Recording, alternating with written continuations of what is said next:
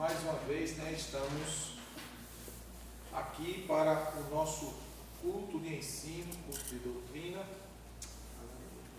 Nós estamos falando ainda no livro do profeta Ezequiel.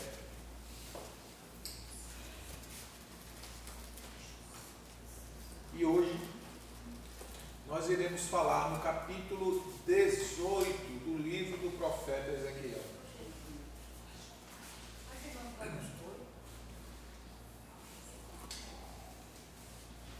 Não é? O capítulo 18.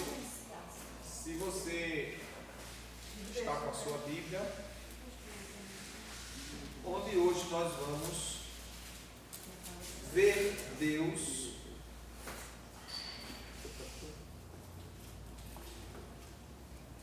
desfazer através do profeta um adágio, um dito na nação de Israel, um provérbio que se propagava entre o povo de Israel.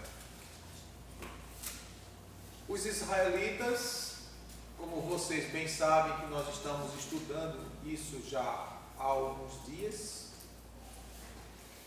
para não dizer meses,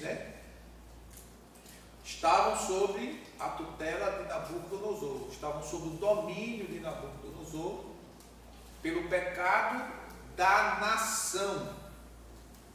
A nação pecou contra Deus, a começar do seu líder, o rei Joaquim. E eles ainda reclamavam, murmuravam e diziam que não mereciam tais sofrimentos. E Deus traz a Israel uma mensagem que mostra tanto a vida do justo como do injusto, daquele que opta em obedecer a Deus e daquele que não obedece a Deus. E Deus usa a vida do profeta Ezequiel para desfazer uma parábola dita entre a nação, em que os pais pecavam, os pais comiam uvas verdes e os filhos era que ficavam com os dentes embotados. E Deus traz a mensagem para a nação de Israel, desfazendo desse provérbio que havia entre eles. O profeta Jeremias profetizou no capítulo 31, verso 29 e 30, a mesma palavra. Os pais comeram uvas verdes e os filhos embotaram os dentes. O profeta Jeremias reforça isso também no livro de Lamentações, no capítulo 5 e versículo 7. E Deus, através do profeta, traz o falecimento. Ele desfaz deste provérbio, dizendo que Deus cobra o pecado de um na vida do outro. Não é? E Deus ali começa a mostrar à nação de Israel que Ele não é um Deus injusto, mas que Ele é um Deus justo. E Ele diz no versículo, vamos começar do versículo 1 até o versículo 4. Veio a mim a palavra do Senhor, dizendo: que queres dizer vós quando citam este provérbio acerca da terra de Israel? Os pais comeram uvas verdes e os dentes dos filhos é que se embotaram? Tão certo como eu vivo, diz o Senhor Deus, nunca mais direis este provérbio em Israel.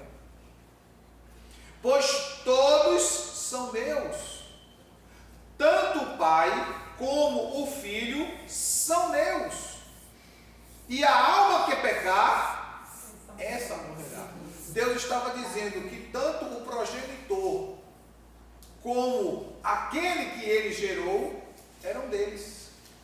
E que, versículo 5, sendo o homem justo e fazendo juízo e justiça, não cometendo sobre os montes, não comendo sobre os montes, nem levantando os seus olhos para os ídolos da nação de Israel, nem contaminando mulher do seu próximo, nem se chegando a mulher na sua separação, não oprimindo ninguém, tornando devedor o seu penhor, não roubando, dando o seu pão ao faminto e cobrindo o nu com vestes, não dando o seu dinheiro à usura, não recebendo demais, desviando a sua mão da injustiça e fazendo verdadeiro juízo entre homem e homem, andando nos meus estatutos e guardando os meus juízos, para proceder segundo a verdade, o tal justo certamente viverá.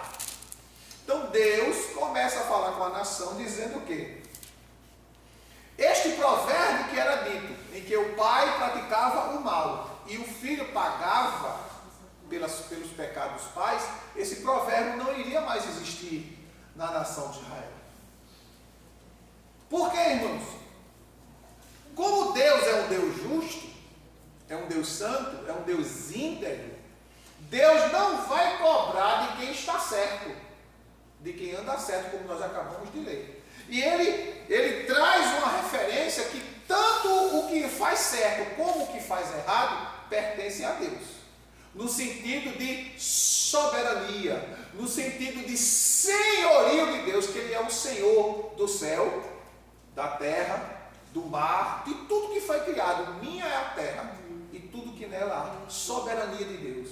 Deus está dizendo, tudo é meu, até o ímpio é meu, não é? Porém, a justiça de Deus, ela não deixaria de vir sobre aqueles que praticam o mal, como a justiça de Deus não deixaria de vir sobre aqueles que praticam o bem. A justiça de Deus viria sobre aqueles que praticam o bem, o guardando, o preservando, trazendo sobre a vida dele aquilo que ele plantou. E dentro desse contexto, irmãos, precisamos entender que é uma regra. Quando esse adágio era dito sobre a nação de Israel, que até na vida, na manifestação de Jesus, no ministério de Jesus, este provérbio ainda era falado. No capítulo 9 de João, quando tinha um homem que mendigava, ele era cego dos 2 olhos, e era cego de nascença. Ele era cego não como Bartimeu, que ele ficou cego depois de adulto.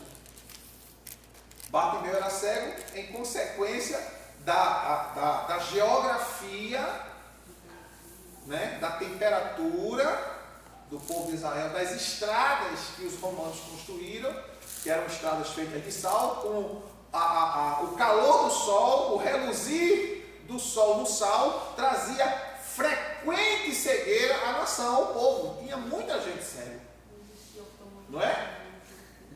Não existia a questão da oftalmologia, da optometria, não é? Nesse período, então havia uma grande quantidade de cegos. Mas esse cego do capítulo 9 do Evangelho de João era um cego de nascença, ele não tinha nem a órbita dos olhos. O lugar onde tem o globo ocular era completamente oco, vazio. E quando os discípulos viram aquele cego, perguntaram: Senhor, quem pecou? Olha agora, ele ou os pais dele, para que nascesse assim? Olha o provérbio vindo. Olha o adágio vindo. Além disso, havia uma crença, não é, que os saduceus não criam na ressurreição. Os saduceus criam na reencarnação. Por isso que enfermidades, sempre que havia algum tipo de enfermidade, era associado a pecado dos pais. Os pais geravam filhos doentes para purgar os pecados que tinham cometido na vida anterior. Ou seja, cuidar de uma criança doente era um sofrimento terrível, como é hoje com toda a tecnologia. Imagine no passado. Uma criança paralítica, uma criança cega,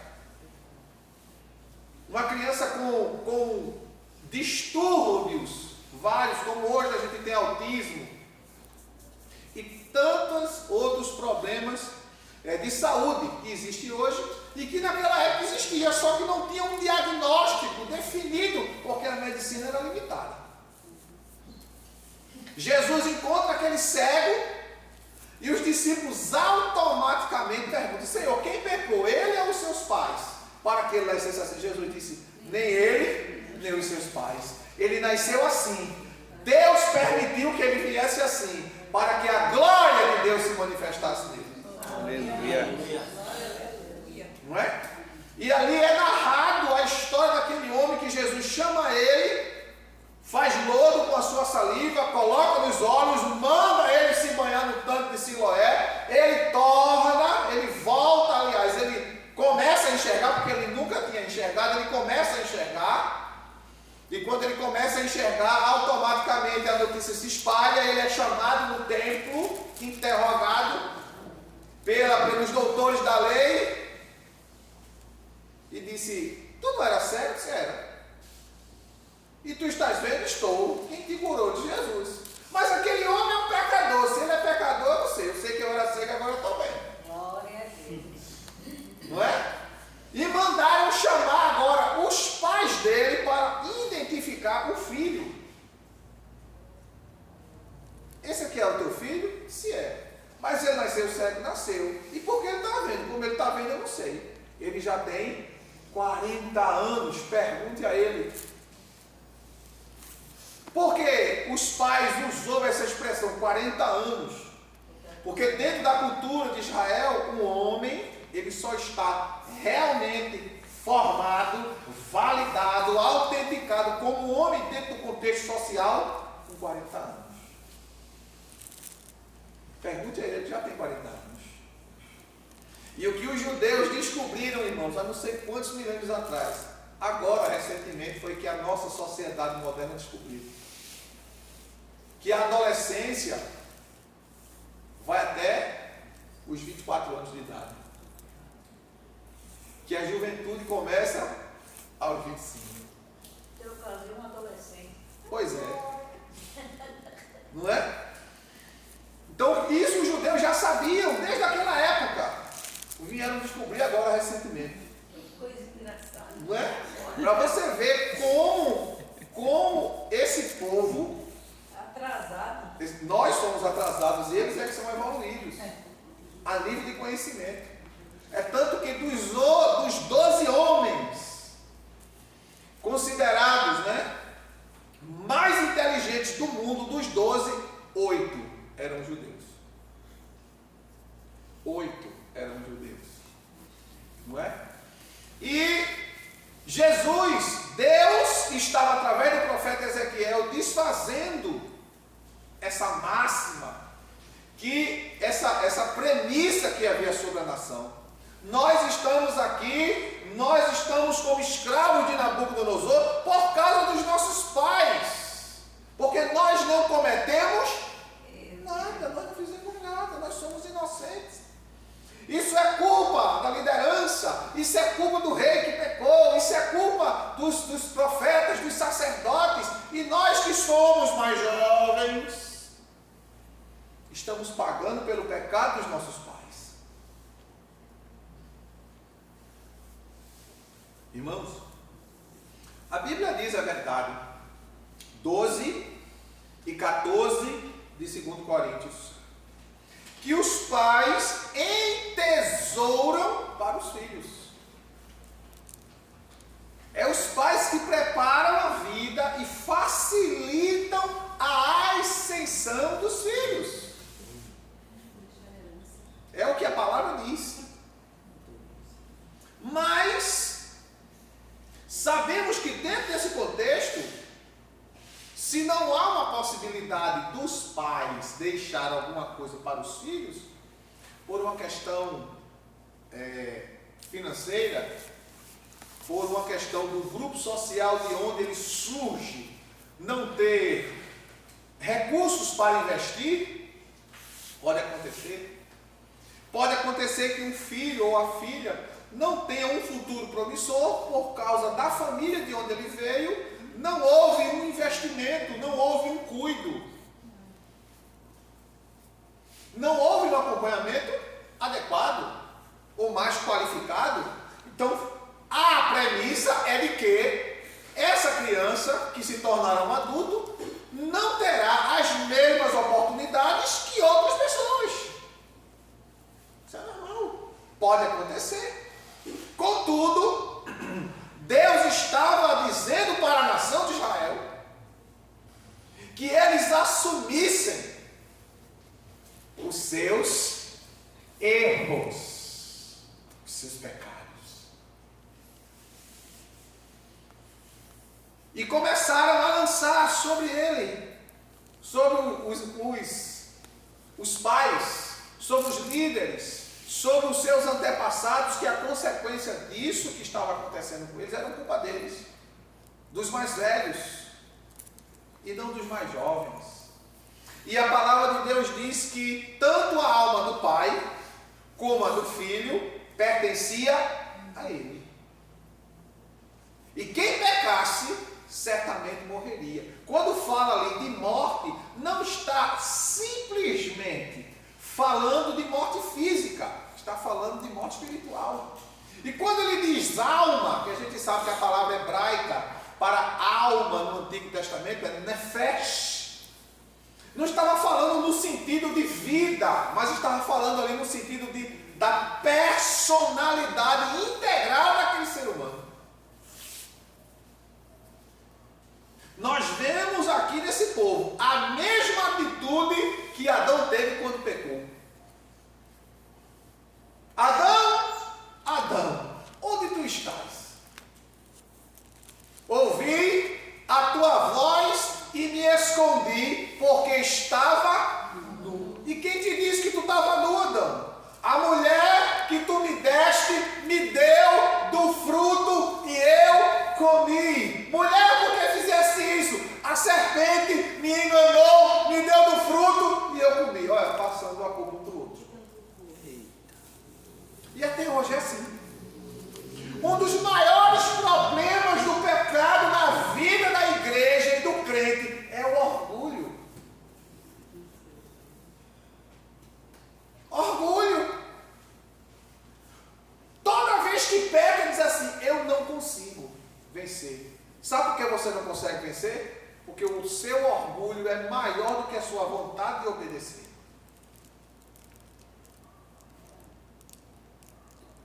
Orgulho.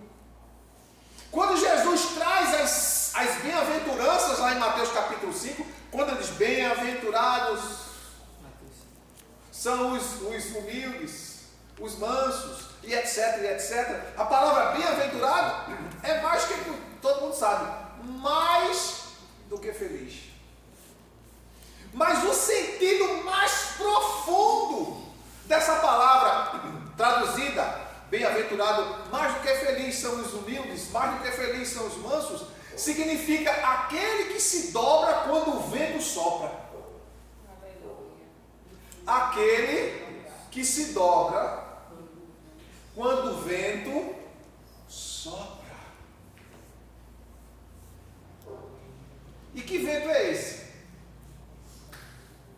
Estavam todos reunidos no cenáculo e de repente veio sobre eles um vento veemente e impetuoso, e viram descer sobre eles línguas repartidas como que de fogo, ou seja, o Espírito Santo.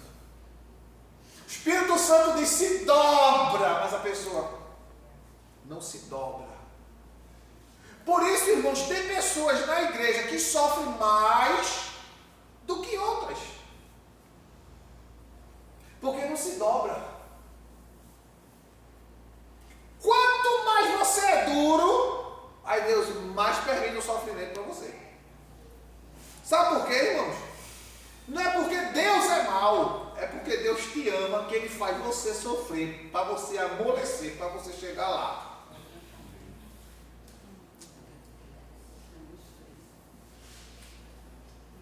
O amor de Deus é muito grande, é incomparável, é imensurável, é inalcançável, nem a altura, nem a largura, nem a profundidade. O apóstolo Paulo diz que conseguiria alcançar.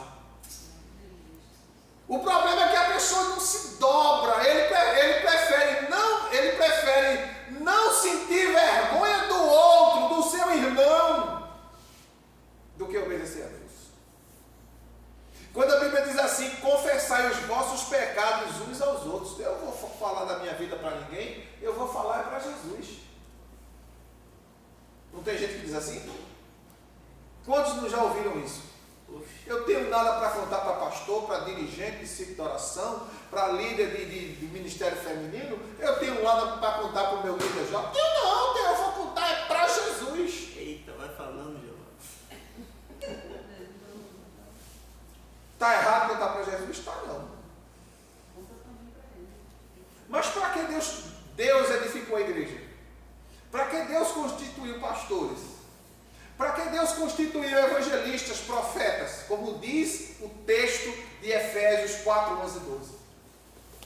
Diz o texto, querendo Deus o aperfeiçoamento dos santos para a obra do ministério.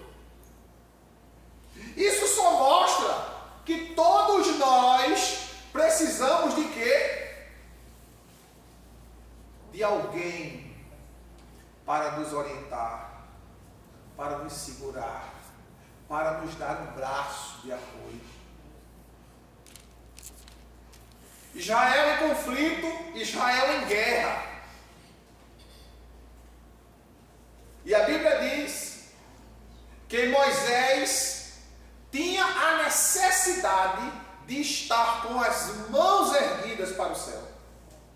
Mas devido à idade de Moisés, ele não conseguia ficar com as mãos erguidas.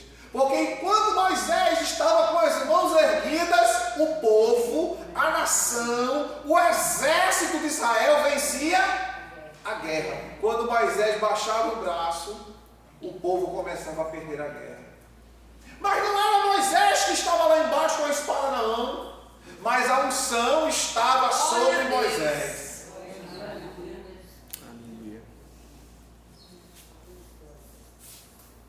A bênção, nunca esqueça isso, a bênção vem de cima para baixo. E a Bíblia diz que nós devemos considerar um ao outro superiores a nós mesmos. Quando a pessoa não consegue entender esse princípio, irmão, ele não tem como ele crescer. Não tem como ele prosperar, não tem como ele desenvolver uma vida saudável e próspera em Deus.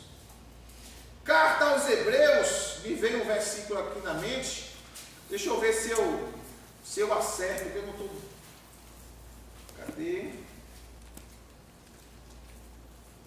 Capítulo 7, versículo 7 da Carta aos Hebreus. Capítulo 7, versículo 7.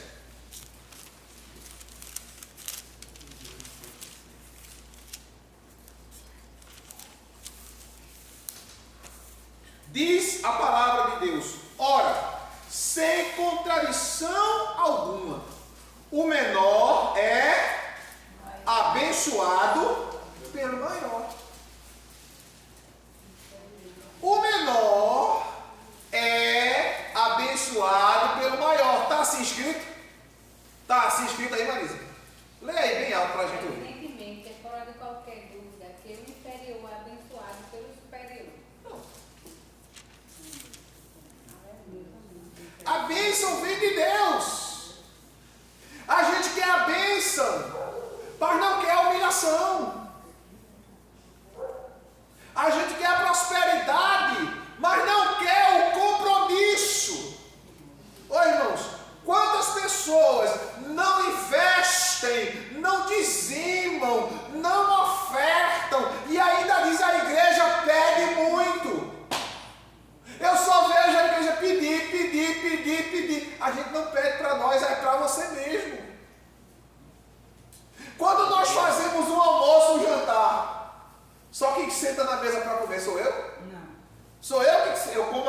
aquelas 2 mesas que Rosa e a equipe prepara, tem aquela e tem a outra, fica cheia de comida, eu que como aquela comida todinha.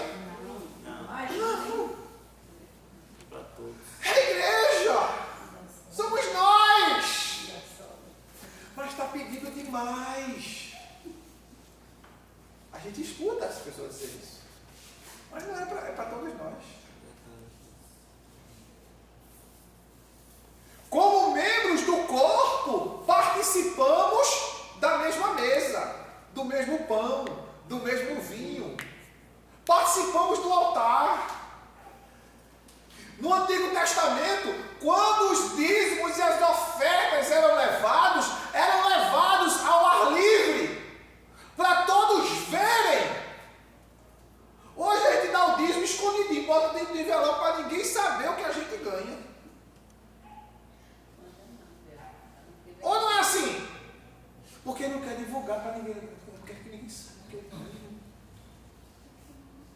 Os que tinham maiores posses traziam um boi, um touro, para sacrificar. Os que eram mais pobres iam diminuir, traziam uma ovelha, outro trazia um casal de rolinha, outro trazia um casal de passarinho, cada um trazia de acordo com a sua condição. E era feito em público, porque era levado lá para dentro. Ele trazia na porta e o sacerdote levava lá para dentro para sacrificar e todos viam. E o que era feito era dividido para o sacerdote que recebia. O sacerdote levava para o sumo sacerdote que tinha uma porção maior. E o que ficava era repartido entre o povo. Então todos participavam.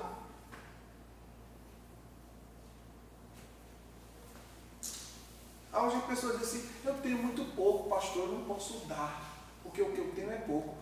Vai continuar pouco. Sabe por quê? Porque você não aprendeu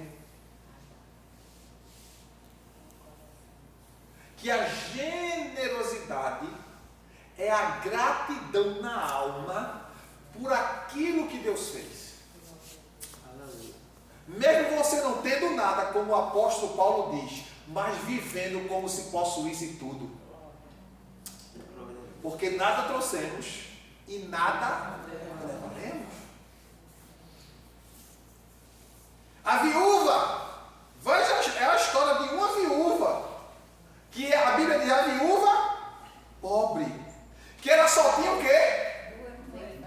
A Bíblia diz, tudo que ela tinha era 2 moedas. Não disse: Jesus, eu não vou dar hoje não, porque eu só tenho 2 moedas. E amanhã como é que vai ser a minha situação? Ela deu tudo que ela tinha. E essa mulher até hoje é falada. Passaram-se 2000 anos, essa mulher continua sendo falada. Isso é muito de exemplo, né? Imagine, irmãos, não adianta, eu não quero, não tenho nenhum desejo de ser conhecido na terra. Eu quero ser conhecido no céu. Aleluia. Por que adianta ser conhecido aqui e não ser reconhecido lá? A palavra de Deus diz que quando a gente confessa a Ele aqui, nós somos apresentados aos anjos de Deus. Aquele ali é meu servo. Aquele ali é meu filho. Glória a Deus. Glória a Deus.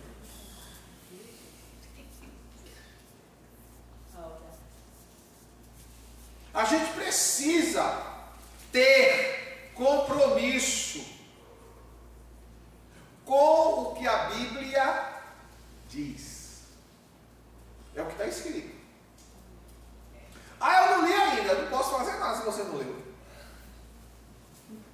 Você tem toda a vida para você ler. Não lê porque eu quis.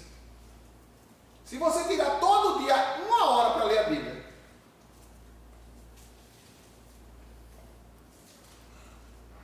você lê ela em menos de 1 mês. 1 hora.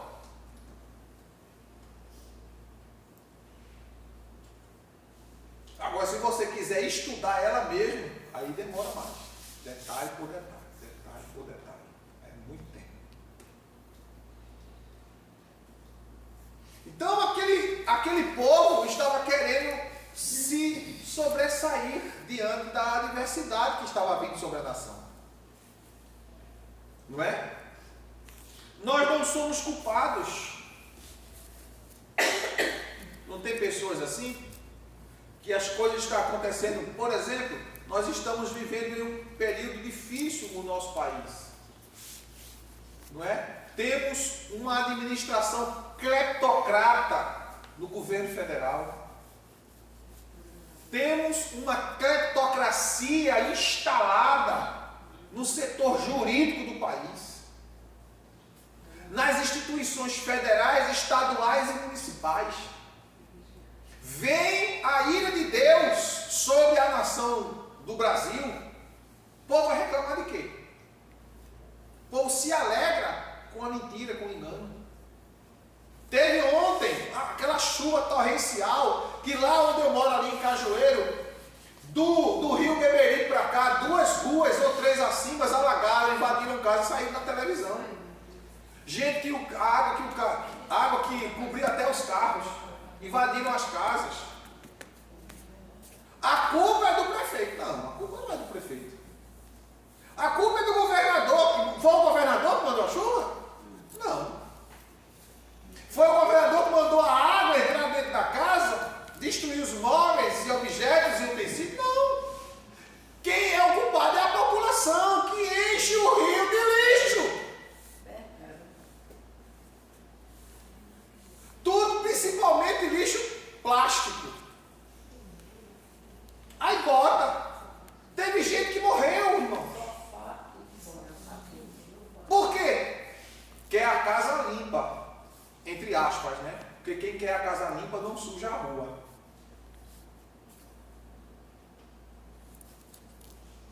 Toma uma água, pega aquela garrafinha, joga na rua. Vai pro bueiro, entope o bueiro. A água da chuva vem, não tem por onde passar, fica na pista. Isso pode provocar acidente. Se tiver urina de ratos ou de outros animais que são venenosos, contamina a água, alguém pisa naquela água, daqui a pouco está doente, vai para o hospital, vem a óbito. Uma coisa puxa a outra. Uma coisa puxa a outra. Tudo que faz vai jogando nos rios, porque não, parece que não entende que é dos rios que nós sobrevivemos. Do rio vem a nossa água que a gente bebe.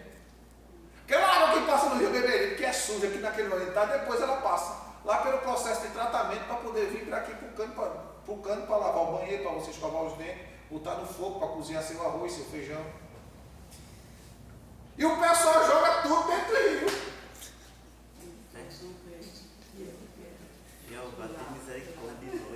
Qual região que foi afundada? Pois é. Qual Zé? Irmãos, educação espiritual. Isso não é uma coisa simples e material, não. 2:7 de Gênesis diz que Deus colocou Adão no jardim do Éden para cuidar dele, para lavrar ele. Deus não colocou Adão no jardim para ficar de perna para o Você vai cuidar do jardim. Quando ele aprendeu a cuidar do jardim, aí ele disse, agora toma a esposa. Toma Eva. Mas ele teve que aprender primeiro a cuidar. Pessoas que não aprendem a cuidar da sua casa. Criam os filhos como se fosse batata. De todo jeito. Solta. Não tem limite. O que a criança quer fazer em casa, quer fazer quando vem para o templo. A gente sabe que cada caso é um caso. Mas quando você começa a ensinar, ter tempo, investir tempo. Eu não tenho tempo para estar contigo, menino. Vai tirar a graça do menino. Quem vai ter? Quem vai ter tempo para estar com o teu filho? É o diácono da igreja? É o pastor da igreja? Não, é você. Porque a igreja, ela começa em casa. No culto doméstico.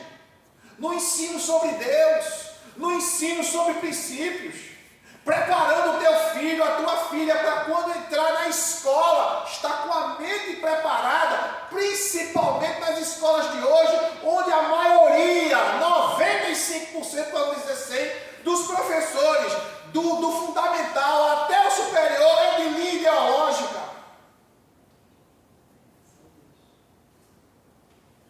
Onde vai ensinar o teu filho que fumar maconha é normal, que usar todo tipo de droga é normal, que ficar com um e com o outro é normal. E tantas coisas que são aberrações diante daquilo que a palavra de Deus ensina. Mas se você estiver em casa, ensina o menino o caminho que ele deve andar, porque quando ele tiver adulto, ele não se desvia. Como Deus diz em Deuteronômio, a nação de Israel: pega teu filho, tu vai ensinar ele sentado na mesa, na hora de comer. Quando estiver andando no caminho, tu vai inculcar a palavra. Mas tem pessoas que dizem que Jesus é o Salvador, que Jesus é o caminho. Vamos para a igreja. Traz o menino para a igreja, quando chega em casa, vai falar mal da igreja para o menino ouvir. Como é que essa criança vai crescer? Ó, Jesus é o Salvador, a igreja é bom, mas pai e mamãe estão falando da igreja. Como é que eu vou? Ele vai entender o quê?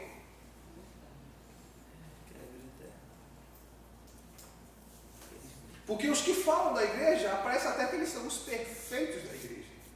São os que fazem tudo, que ajudam em tudo, que cooperam em tudo, que estão presentes em tudo, que estão em todas as atividades, que são unidos.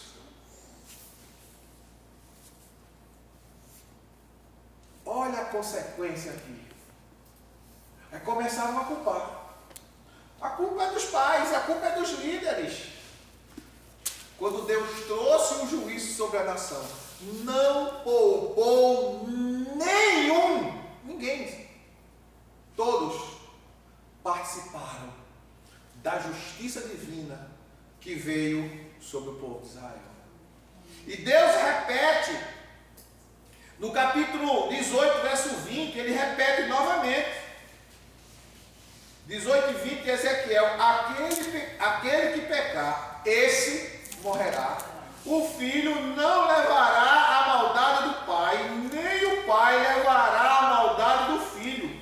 A justiça do justo ficará sobre ele, e a impiedade do ímpio cairá sobre ele.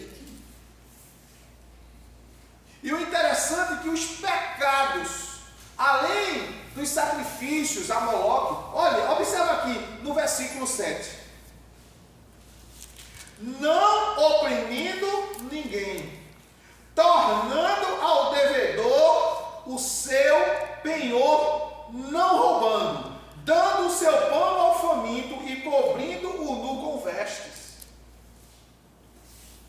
Lá em Deuteronômio 25, 35 a 37, Deus já dizia ao povo de Israel: olha, tem alguém necessitado, tem alguém precisando, alimente-o, mas não cobre pela comida que você está dando.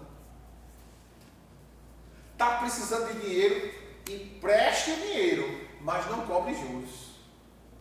Não se aproveite da pobreza dele para ganhar em cima dele.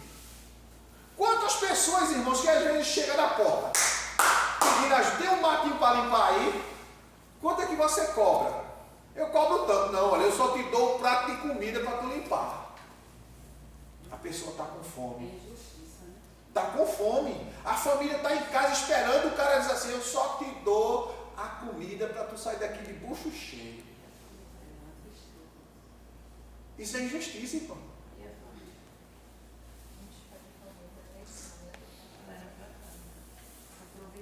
Se aproveita da situação que a pessoa está em estado de extrema necessidade para explorar o trabalho dele.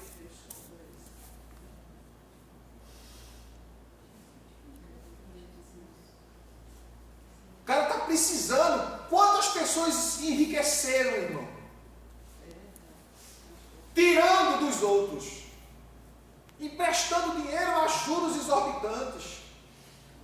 Lá em Paulista, onde eu morei, teve uma família inteira que perdeu tudo. O comércio, e perdeu a casa onde morava, por causa de agiota. Quando tu perde a vida, né? E perdeu. Perdeu? Ele mata. Os 2 filhos foram mortos. A mãe enlouqueceu. Saiu fugida de lá para não morrer. Tomou a casa que ficou, que era dela. Ela não tinha onde morar mais. No final de tudo, que esse homem fez tudo isso, mataram ele na frente da farmácia, um dia de domingo, quando a gente tinha passado para a igreja, não foi? Quando ele chegou no pátio da igreja, a gente escutou os tiros. Quando voltou, estava ele sentado no chão, crivado de bala. Pagou com a mesma moeda. Porque, irmãos, quando a gente comete injustiça com alguém, vai vir para a gente. E quando vem, a Bíblia de Jesus disse, é uma medida transbordante, recalcada, vem sobre vós. Não se aproveite da situação do outro. Se você não pode pagar, não pode fazer, não faça, mas não explore. Uma vez eu estava em determinado lugar, chegou uma pessoa me pedindo ajuda. Moço, o senhor pode me ajudar? E naquela hora eu não tinha. Eu disse, eu não tenho. O senhor não tem? Ela olhou para mim achando que eu tinha dinheiro, né? Com essa cara de rico, né? Aí eu disse, moça, eu não tenho. E ela olhou para mim assim, com um olhar ridicularizando. Olhando assim, como se dissesse, eu só quer dizer que para provar que eu não tenho, eu precisaria estar na mesma situação? Não.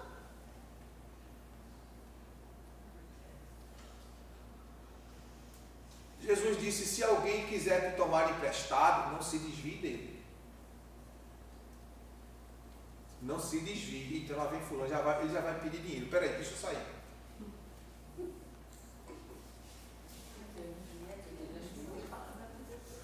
Olha, irmãos, não também é resposta. Você não pode, diga não.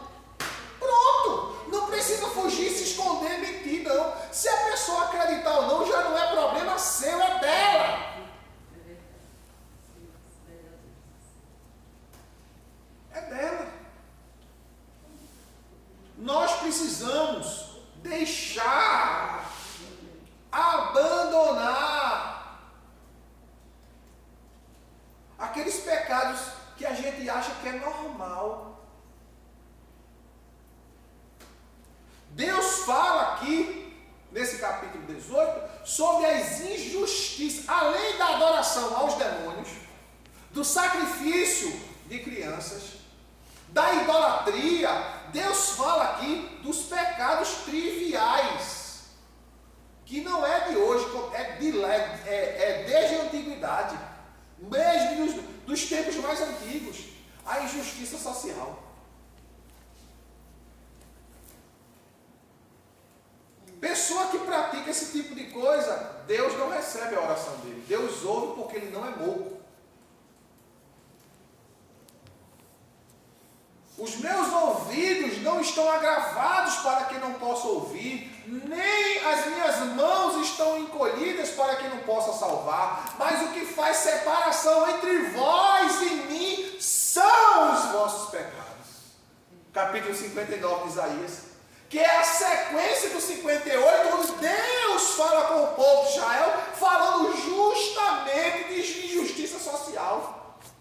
Porque nós oramos, ó Deus, nós gritamos, nós clamamos, e Tu não responde às nossas orações. Por quê? Nós jejuamos, nós nos vestimos em saco e cinza, nós clamamos, e o Senhor não está nem aí para a nossa oração. Aí Deus diz, é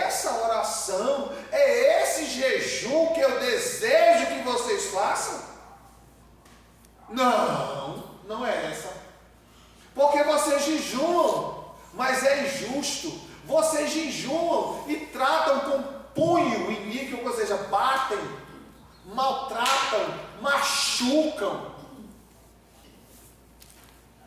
O mais difícil hoje na igreja não é pregar o evangelho para o ímpio, é pregar o evangelho para os doentes, que se afastaram da igreja, que saíram da igreja, que perderam a visão dos céus, por causa do comportamento inadequado daqueles que se dizem salvos.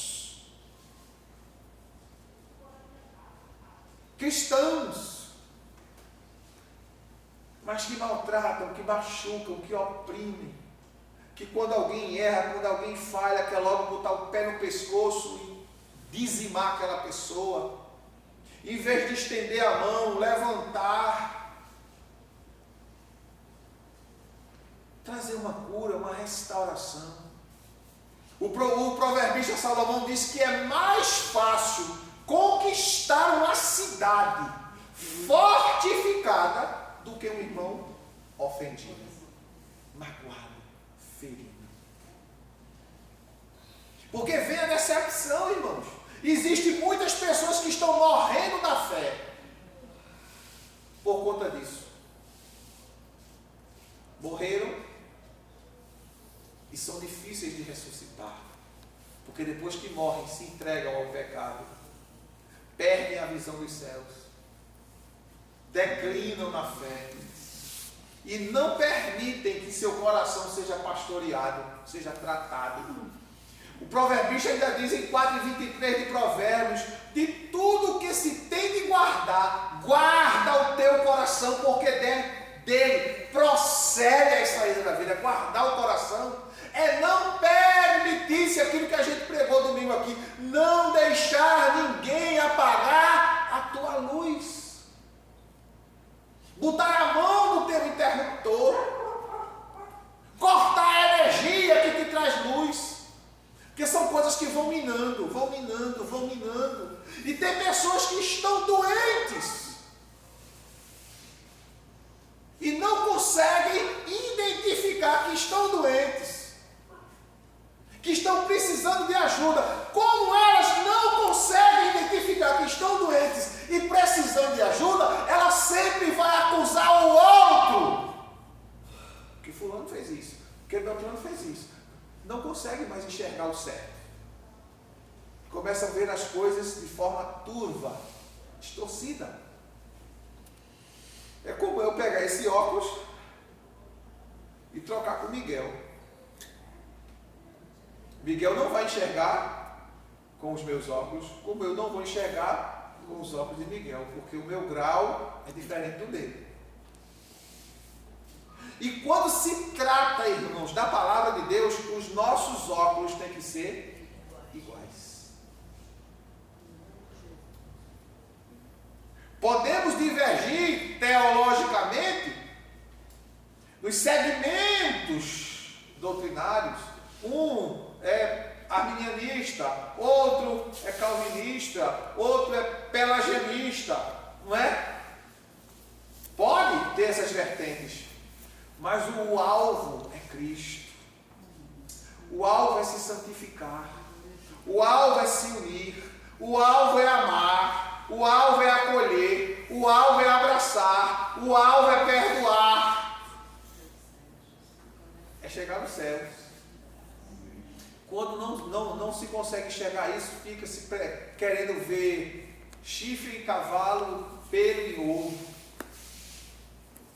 procurando defeito. Não, a gente está passando por isso, foi por causa de fulano, foi por causa de pai, foi por causa de mãe, foi por causa de A, de B, e não consegue ver que é o seu orgulho, pecado do orgulho, que não deixa você, olha, se dobrar.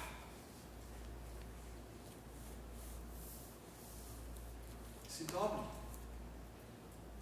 se encurve, perca, agrade a Deus. A Bíblia diz: agrada-te do Senhor e Ele fará aquilo que deseja o teu coração. Deus não quer, não deseja a nossa derrota, o nosso mal, o nosso fracasso. Quando isso acontece, a culpa não é dele, é nossa. E a gente precisa voltar atrás. Lembra de onde caíste, arrepende-te e volta ao teu primeiro amor. Amém, queridos? Amém. Que nós possamos refletir naquilo que a palavra de Deus nos ensina, a fim de que vivamos. E a mensagem de Deus é essa aqui, ó.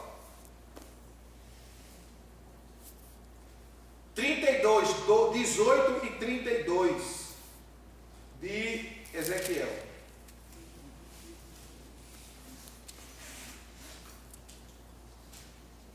Pois não tenho prazer na morte de quê? Ninguém. De ninguém. Diz o Senhor Deus: arrependei-vos e vivei. Deus não tem prazer. Deus não deseja que ninguém sofra. Sofremos por causa da nossa postura, da nossa atitude. Mas se buscarmos a Deus, como diz a palavra, como diz o profeta Jeremias, de todo o nosso coração, Deus muda, irmãos.